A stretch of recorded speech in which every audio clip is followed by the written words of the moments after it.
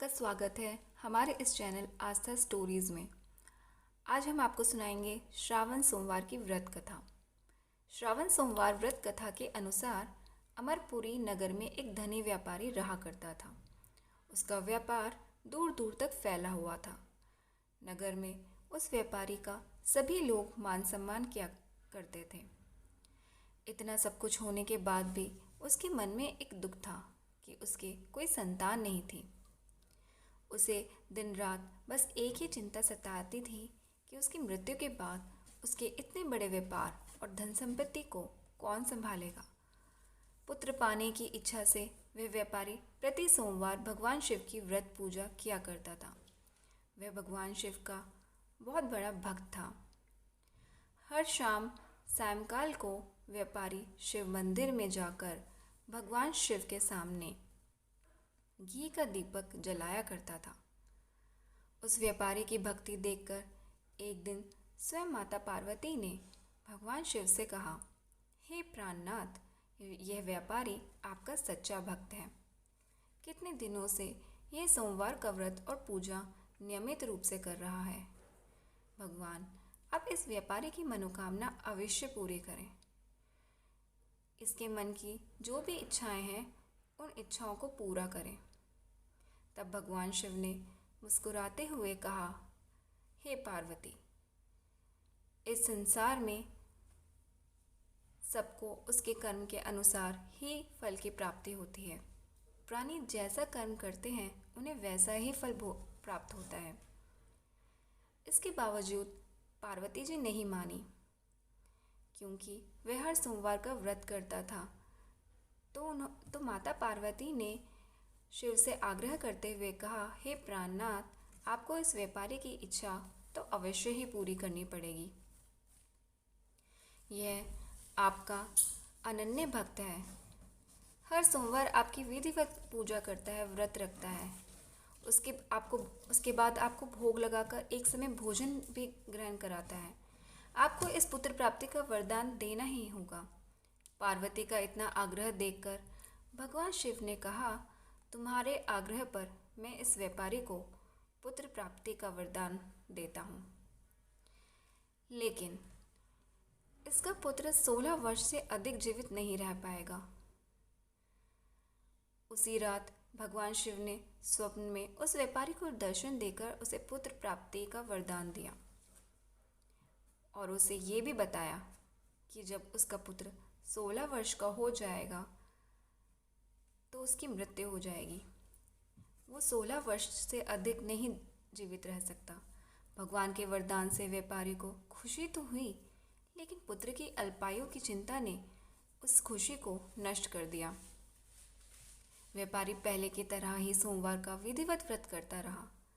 कुछ महीने के पश्चात उसके घर अति सुंदर पुत्र उत्पन्न हुआ। पुत्र जन्म से व्यापारी के घर में खुशियां भर गई। बहुत धूमधाम से पुत्र जन्म का समारोह मनाया गया।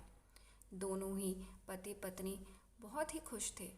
व्यापारी को पुत्र जन्म की अधिक खुशी नहीं हुई, क्योंकि उसे अपने पुत्र की अल्पायु के रहस्य का पता था। उसे पता था कि 16 वर्ष में ही इसकी मृत्यु हो जाएगी, परंतु यह रहस्य उसने घर में किसी को नहीं बताया था। विद्वान ब्राह्मणों ने उस पुत्र का नाम अमर रखा।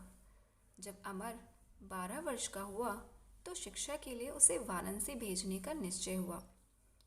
व्यापारी ने अमर के मामा दीपचंद को बुलाया और कहा कि अब अमर की शिक्षा का समय आया है, तो इसकी शिक्षा प्राप्त करने के लिए वाराणसी छोड़ाओ।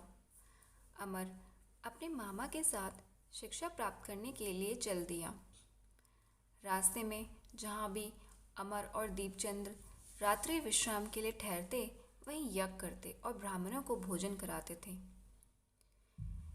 लंबी यात्रा के बाद अमर और दीपचंद एक नगर में पहुंचे। उस नगर का राजा अपनी कन्या का विवाह करा रहा था। पूरे नगर में खुशी थी, पूरा नगर सजा हुआ था। निश्चित समय पर बारात आई, लेकिन वर का पिता अपने बेटे के एक आंख से काने होने के कारण बहुत चिंतित था। उसने ये बात राजा को नहीं बताई थी। सबसे छिपाई थी। उसे इस बात का भय सता रहा था कि राजा को इस बात का पता चलने पर कहीं वह विवाह से इनकार न कर दे। इससे उसकी बड़ी बदनामी होगी। वर के पिता ने अमर को देखा तो उसके मस्तिष्क में एक विचार आया। उसने सोचा क्यों न इस लड़के को दूल्हा बनाकर राजकुमारी से विवाह करा दूं। विवाह के बाद इसको धन देकर विदा कर दूंगा और राजकुमारी को अपने साथ हम अपने नगर ले जाएंगे।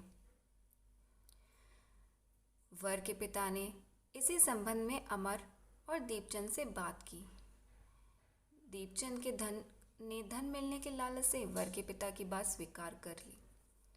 अमर को दूल्हे के वस्त्र पहनाकर राजकुमारी चंद्रिका से विवाह कर दिया गया और राजा ने बहुत सा धन देकर राजकुमारी को विदा किया।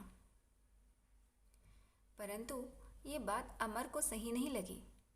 अमर जब लौट रहा था तो सच नहीं छिप सका और उसने राजकुमारी की ओढ़नी पर लिख दिया, राजकुमारी चंद्रिका, तुम्हारा विवाह मेरे साथ हुआ है। मैं तो वाराणसी में शिक्षा प्राप्त करने जा रहा हूँ। अब तुम जिस नवयुवक की पत्नी बनना पड़ेगा वे कान्हा है। जब राजकुमारी ने अपनी ओढ़नी पर यह लिखा देखा तो उसने उन लोगों के साथ जाने से इनकार कर दिया। राजा ने सब बात जानकर राजकुमारी को महल में ही रख लिया। उन्होंने अपनी बेटी को विदा नहीं किया। उधर अमर अपने मामा दीपचंद के साथ वाराणसी पहुंच गया। अमर ने राजकुमार गुरुकुल में पढ़ना शुरू कर दिया। जब अमर की आयु 16 वर्ष की हुई तो उसने एक यज्ञ किया।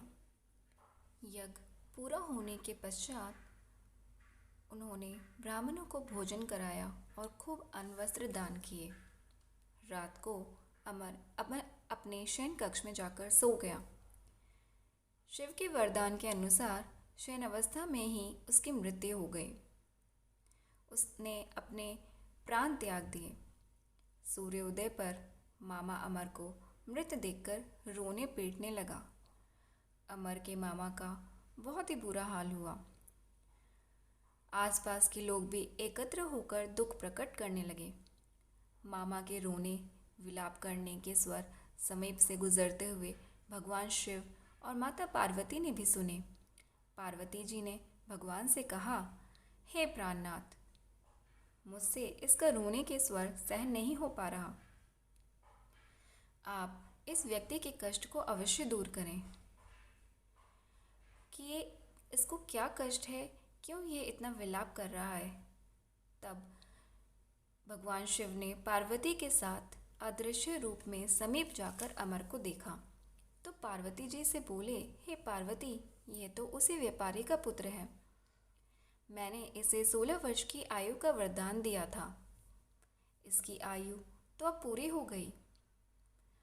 तब पार्वती जी ने फिर भगवान शिव से निवेदन किया और उन्होंने भगवान शिव से कहा कि हे प्राणनाथ, आप इस लड़के को जीवित कर दें, नहीं तो इसके माता पिता पुत्र की मृत्यु के कारण रो रोकर अपने प्राणों को त्याग देंगे।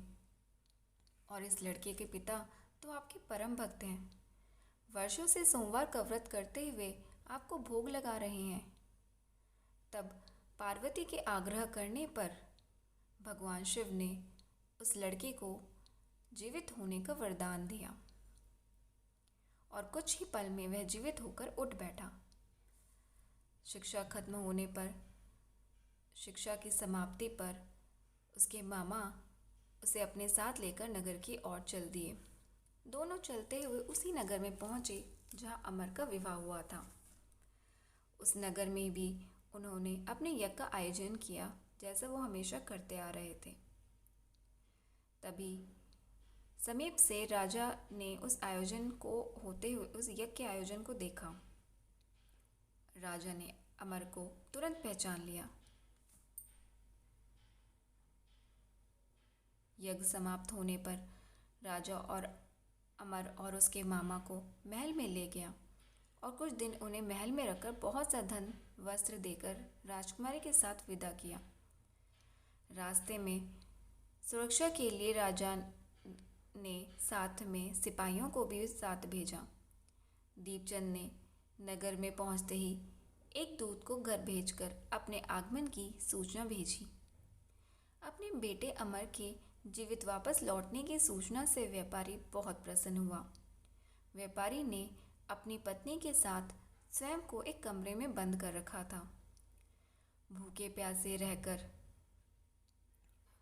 व्यापारी और उसकी पत्नी बेटे की प्रतीक्षा कर रहे थे और उन्होंने ये प्रतिज्ञा भी कर रखी थी कि यदि उन्हें अपने बेटे की मृत्यु का समाचार मिलता है तो वे अपने प्राण त्याग देंगे।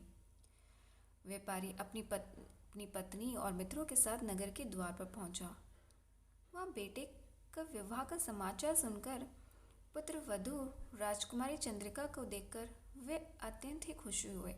उनकी खुशी का कोई ठिकाना नहीं था। उसी रात भगवान शिव ने व्यापारी के स्वप्न में आकर कहा कि मैंने तेरे सोमवार के व्रत करने और व्रत कथा सुनने से प्रसन्न होकर तेरे पुत्र को लंबी आयु दी है। व्यापारी यह सुनकर बहुत ही खुश हुआ। सोमवार को व्रत करने से व्यापारी के घर में खुशियों की लहर दौड़ गई। उसके सभी मनोरथ पूर्ण हुए। उसकी सभी चिंताओं का भगवान ने हरण किया। शास्त्रों में लिखा है, जो स्त्री पुरुष सोमवार का विधिवत व्रत करते हैं, व्रत कथा सुनते हैं, उनकी सभी इच्छाएं पूरी होती हैं। इसी तरह की अलौकिक, अद्भुत और चमत्कारिक कथाएं सुनने के लिए please like and subscribe this channel.